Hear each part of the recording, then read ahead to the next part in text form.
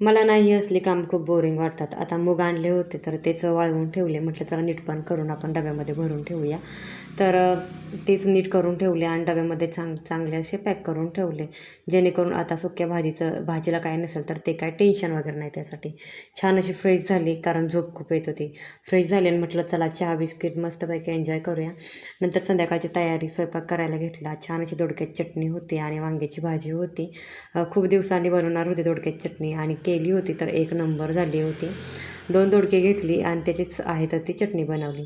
इकडे वांग्याची भाजी आहे तर ती पण फोडणीला दिली होती. तनय स्कूलमधून आला होता तर चाललेलं भूक लागली. चला म्हटलं मंचुरियन त्याच्यासाठी बनवूया. तर इकडे आहे तर ते मंचुरियन त्याच्यासाठी बनवून घेतले. बघू शकता कलर किती अप्रतिम आला आहे. वांग्याची भाजी पण आपली तयार झाली होती आणि मंचुरियन पण तयार झाले. त्याला खायला दिले आणि इकडे दोडक्याची चटणी पण आपली तयार झाली.